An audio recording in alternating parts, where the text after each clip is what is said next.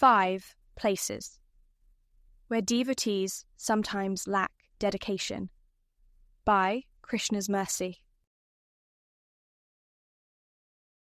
Vyavasayatmika buddhir ekeha kurunandan bahushakha hya anantash cha buddhayo vyavasayinam.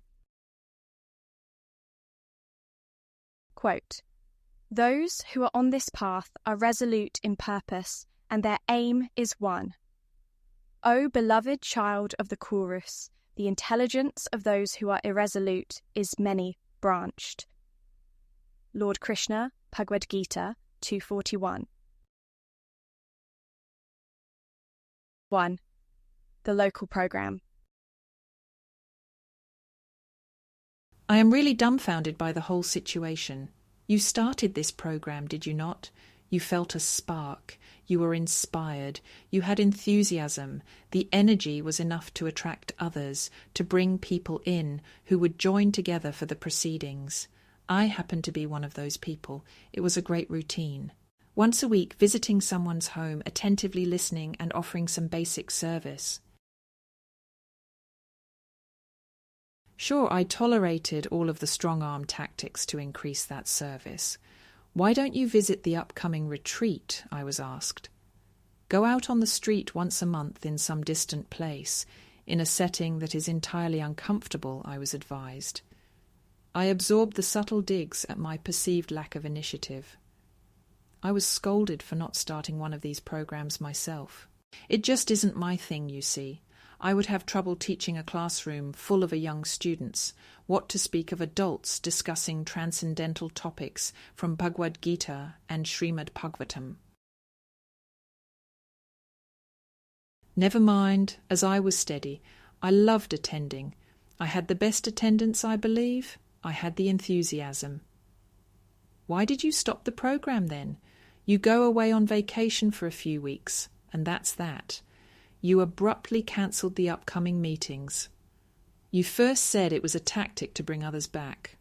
If they saw that the program would not continue without them, they would feel a sense of urgency to return. Well, that sure didn't happen. You miscalculated a little, don't you think? I don't understand why you took the trouble to start a program that you weren't going to maintain. I am still upset about it, if you couldn't tell. 2. The non-profit. All right, so you identified this problem where it appears that the new members have no interest in writing. The magazine, which was once the backbone of the movement, has slipped into publishing once every other month. There just isn't enough content, I presume. Though the subject matter is himself described as ananta, which means unlimited, somehow there is now a limitation. Never mind that any time one of the members, the new disciples if you will, happens to show initiative with some independent thought and cutting questions that highlight serious deviations from the standard of the devotional culture, they are unceremoniously shown the door, kicked out, shoved to the curb, and never to be seen or heard from again. Still, I at least appreciated someone trying to do something. You set up this new non-profit. The goal was to encourage others to write about Bhakti Yoga, which is devotional service. The donations to the organization were going to be used for that purpose. I was prepared to contribute, but I wanted to see how things went first. That turned out to be a wise decision. You see, that non-profit was disbanded shortly after it was started. I guess there was no interest. Who knows? I don't understand why you people start these things only to close up shop later on. How do you expect people to trust you? How do you expect to reach a better destination if you are not willing to travel the full length of the journey? 3. The temple. I must be a fool for thinking things would be any different. Remind me, what is that definition of insanity again? I arrive early. It is almost like I am tailgating for the program. I am like one of those concert goers who lines up early to get first entry, to rush the stage and be right at the front. That is how much enthusiasm I have for bhakti yoga, for chanting the holy names, for hearing talks about the Supreme Lord, Hari Katha.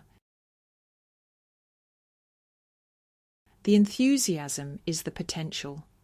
The reality is that every single time I absorb a punch to the gut upon seeing the conditions inside, it is like a ghost town. No one wants to do anything. The leader of the proceedings eventually shows up and starts asking around to see who wants to begin by chanting the prayers to the spiritual master. What is going on, you people? Then the program itself is delayed. They have to import guest speakers from other countries. These people are so puffed up that they show up late, don't apologize, and then ramble on for almost 2 hours using the most boring slide deck presentation you have ever seen. You get this vibe that the temple presidents have enough money and are begging people to stay home. The operators are doing fine, you see. They don't need anything else. No one really cares about devotion. All right, but then why did you open the temple to begin with? Shouldn't you be overflowing with enthusiasm to the point that you are having these programs more than once a week? I don't get it. 4. The friendship. I confided in you. I was hesitant at first, but then you pointed to references from the Nectar of Instruction book about how devotees share things with one another. That is part of devotional service. I am being a bad devotee if I keep everything to myself. Well, then why does it feel like you exploited me? Why are you now saying horrible things about me online? I simply wanted to meet with other people to chant together. I am not judging you or anyone else. Why are you judging me? Why is your attention all over the place? Why is there no focus? Why can't you be a decent human being at the very least? You might claim to be in the transcendental mode of goodness, but it sure seems to me that you are a dirtbag. 5. The podcast. I enjoy the episodes.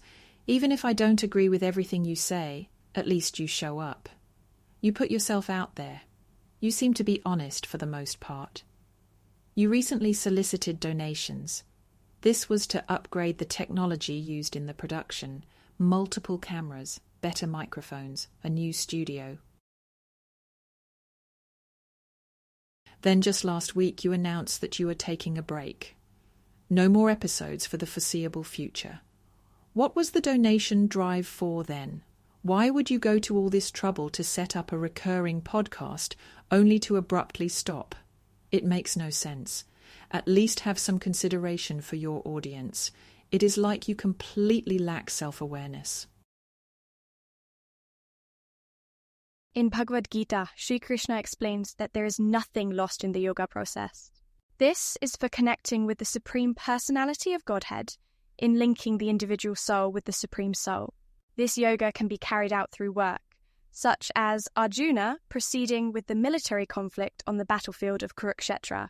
It is not required for a person to abruptly renounce the world and claim that they have no attachments to friends, family, community, and so on. The yoga is something from within. The yoga is something that changes consciousness. This is why His Divine Grace A.C. Bhaktivedanta Swami Prabhupada refers to Bhakti Yoga as Krishna consciousness. Steadiness is one indication of this yoga. The Sanskrit is Vyavasayatmika. This is like an adjective to describe the buddhi, which is intelligence. The term is pertinent to the discussion at hand, since Arjuna was supposedly outside of yoga at the time. He was feeling down, lost, without purpose, and confused because he had suddenly become disconnected from the Arya culture. Therefore, his intelligence was all over the place. He knew that his duty as a Kshatriya warrior was to fight. Then he thought about the consequences. He took on the role of a protector of other families. He wanted to shield the bodies of other fighters, since teachers and family members were within the group. This kind of intelligence is many-branched. It is the way outside of yoga.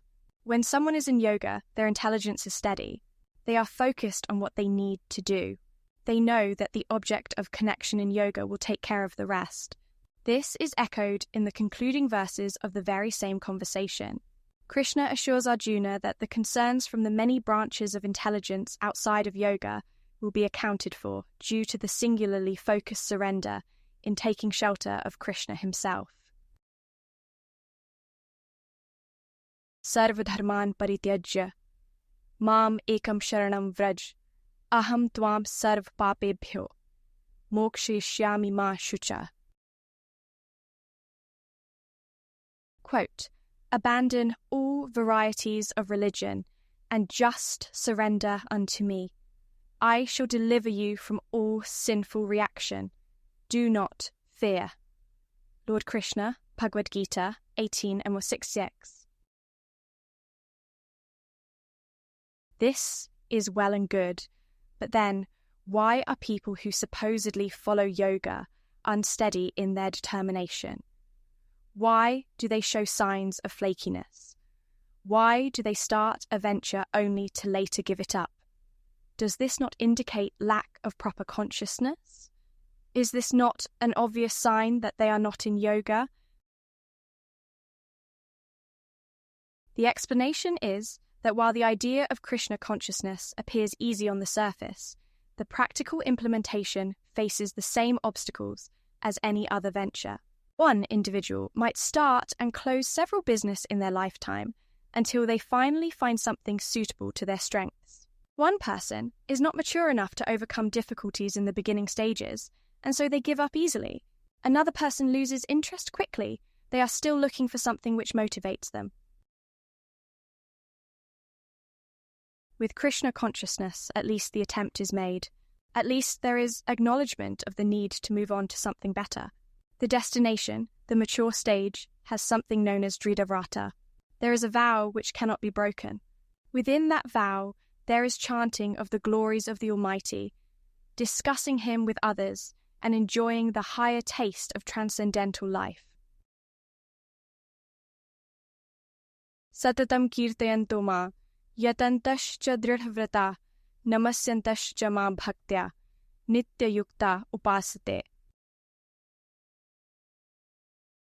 Quote, always chanting my glories, endeavouring with great determination, bowing down before me. These great souls perpetually worship me with devotion. Lord Krishna, Bhagavad-gita 9:14. In closing, why started in haste, now considered a wasted? Called lazy my confidence shook.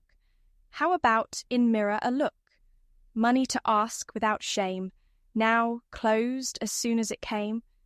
But in maturity the strongest vow, to glorify God tomorrow and now.